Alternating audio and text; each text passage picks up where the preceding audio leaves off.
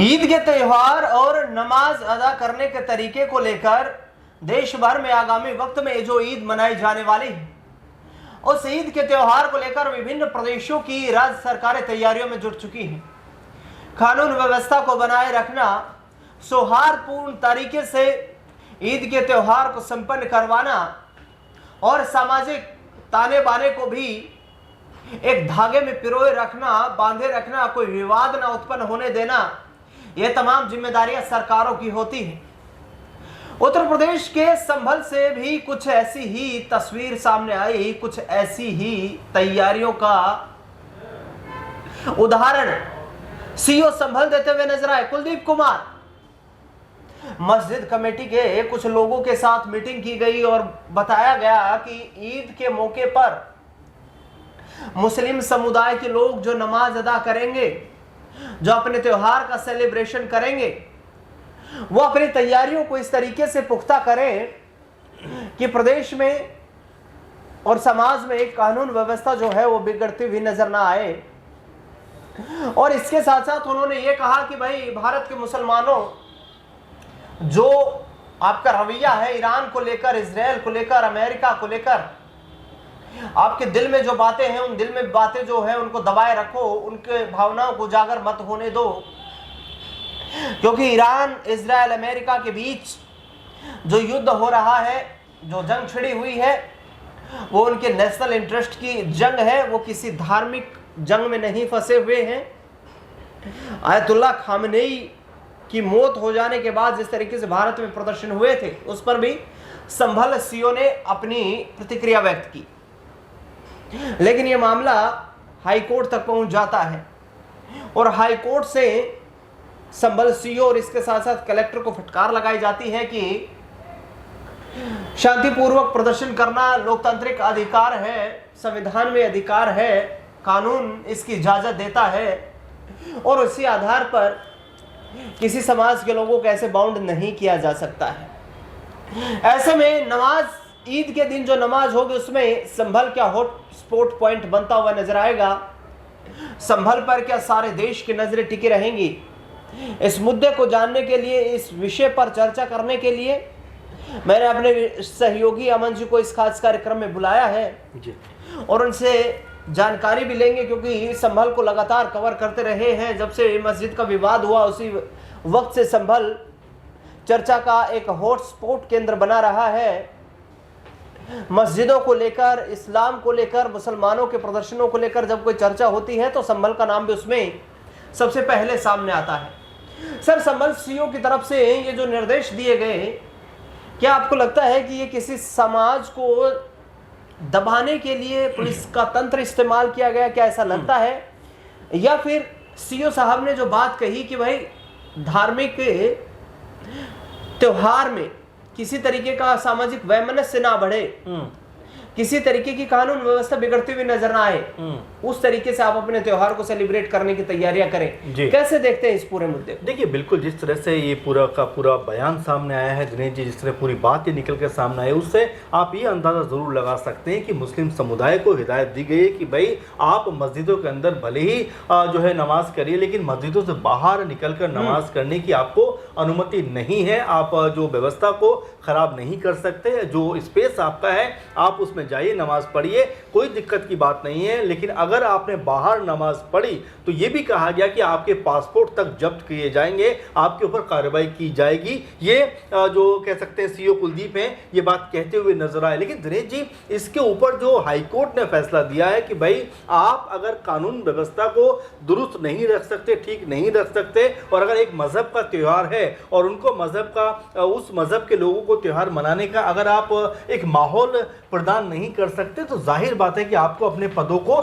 छोड़ देना चाहिए। ये हाईकोर्ट की बड़ी तीखी टिप्पणी है। और देखिए, हाईकोर्ट ने तो जो कहा वो कहा। अगर हम बीजेपी समर्थित जो दलों की बात करें तो आप देखिए जिस तरह से लोक दल की तरफ से जो आरएलडी है, जयंत चौधरी की पार्टी और बीजेपी के साथ में वो इस समय नजर आते हैं दिनेश जी, उन्होंने बीते कई मौक़ों पर ऐसा देखा गया है, चाहे ईद का मौका हो, चाहे काबर का मौका हो। जब काबर के वक्त में नेम प्लेट का जिक्र हुआ था, उन्होंने कहा था कि मेरे जो है कुर्ते पे आप ये नाम लिख दीजिए। इसको लेकर जो तल्ख टिप्पणी उन्होंने की थी। उसके बाद जब ये कहा कहा गया कि भाई नमाज को लेकर कि सड़कों पे नहीं पढ़ी जानी चाहिए, तो उन्होंने कहा कि भाई अगर एक दिन अगर सड़कों पे नमाज पढ़ ली तो आखिर इसमें ऐसा कौन सा बड़ा गुनाह हो गया, कौन सी बड़ी दिक्कत हो गई। एक समुदाय अगर एक दिन या कुछ घंटे अगर इस तरह से अपने इबादत करना चाहता है तो उसको अनुमति मिलनी चाहिए। तो ये जयंत चौधरी जो बीजेपी के सपोर्ट में है, बीजेपी के साथ खड़े हुए एनडीए का एक मजबूत दल है, तो वो अगर इस तरह की बात कहते हैं तो जाहिर बात है कि उत्तर प्रदेश समेत तमाम देश में जिस भी धर्म के लोग हैं उनको एक तौर तरीके के साथ में अपने फेस्टिवल को मनाने का पूरा हक है। और इसी तरह से जो आपने देखा चंद्रशेखर आजाद जो नगीना से सांसद भी है, वो भी कुछ ऐसी बात कहते हुए दिखाई पड़े कि भाई देखिए ये किस तरह की बात हो रही है, जो सीओ साहब है किस तरह की बात कर रहे हैं कि जो नमाज है इस तरह से अपने जो है दायरे में रहकर आप पढ़िए, सड़कों पर कुछ नहीं होना चाहिए। तो वो तो यहाँ तक कहते हैं कि फिर कावड़ कहाँ पर निकाली जाती है, होली कहाँ मनाई जाती है। तो एक तरफ तो आप पूरी छूट देते हैं, लेकिन जैसे एक समुदाय विशेष का कोई त्यौहार आता है तो आप इस तरह की बात करते हुए नजर आ जाते हैं। राजनीति भी इस पूरे मुद्दे पर हो रही है जी। संभल से जो सांसद हैं जिया उर रहमान बर्क, उनके पिता मलूक उर रहमान बर्क ने सीधे तौर पर कहा है कि भाई धार्मिक स्वतंत्रता की आजादी भारतीय संविधान हमें देता है भारतीय नागरिक होने के नाते, और ऐसे में सरकार किसी तरीके से ऐसे मौलिक जो अधिकार है उनको बाउंड नहीं कर सकती है जी। राजनीति का खड़ा क्या ईद का त्योहार बनता हुआ नजर आएगा, क्योंकि अभी सिर्फ ये शुरुआती दौर है। जो इलाहाबाद हाईकोर्ट ने फटकार लगाई है प्रशासन को, उसके बाद से समाजवादी पार्टी के नेताओं की तरफ से बयान सामने आया है। क्या भारतीय जनता पार्टी इस पर पलटवार करेगी? और एक और बड़ी यहाँ पर जानकारी मैं आपको दूं कि पिछले वक्त में जिस तरीके से बीजेपी ने एक बड़ी जीत दर्ज की संभल से, तो क्या समाजवादी पार्टी का जो एक कोर वोट मुस्लिम वोट बैंक रहा है, अब वो कहीं ना कहीं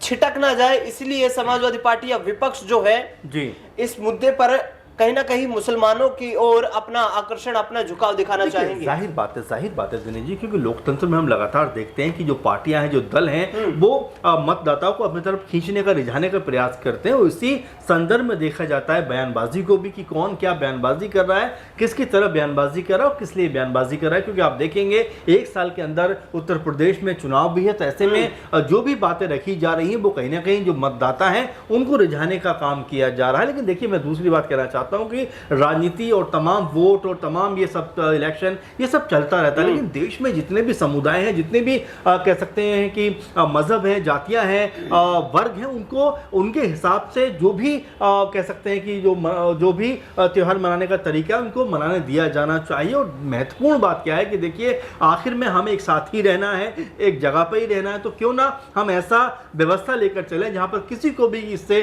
कोई परेशानी ना हो, जहां पर होली भी मनाई जाए, जहां पर ईद भी मनाया जाए, जहां पर क्रिसमस भी मनाया जाए, जहां पर बाकी जो और त्योहार है वो भी मनाया जाए। लेकिन जब ये आपस में तकरार का विषय बन जाते हैं तो देखिए एक आम आदमी को उसमें बहुत परेशानी से गुजरना पड़ता है। इसीलिए जो बात कही गई है, हाईकोर्ट ने कहा है कि अगर आप कानून व्यवस्था नहीं सुधार सकते या उसके ऊपर अपना नियंत्रण नहीं रख सकते तो बिल्कुल आप या तो नौकरी छोड़ दीजिए या फिर अपना ट्रांसफर कहीं और करा लीजिए। तो ये बड़ी तल्ख टिप्पणी है जिसके ऊपर तमाम प्रदेश को भी ये सोचना चाहिए कि क्या वाकई में हम अब इस लेवल पे आ गए कि एक दूसरे के त्योहार को भी हम बर्दाश्त नहीं कर पाएंगे, और क्या कानून अपना काम अब पूरी जिम्मेदारी से नहीं कर रहा, और जो कोर्ट ने कहा है उसको भी समझने की जरूरत है। क्योंकि देखिए आखिर में चाहे वो हिंदू हो, चाहे मुसलमान हो, चाहे सिख हो, चाहे ईसाई हो, जिस भी मोहल्ले या जिस भी कह सकते हैं जगह पे वो रहता है उसको वही रहना है। और इसीलिए धर्म के नाम पर आपस में तिफरका करने से बेहतर है कि एक दूसरे के धर्म में न सिर्फ उन चीज़ों को एंजॉय किया जाए बल्कि लोगों को एक साथ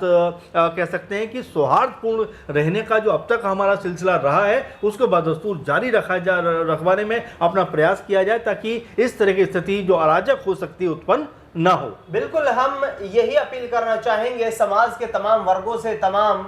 लोगों से, तमाम नागरिकों से कि आप अपने त्योहार को हंसी खुशी के साथ मनाइए,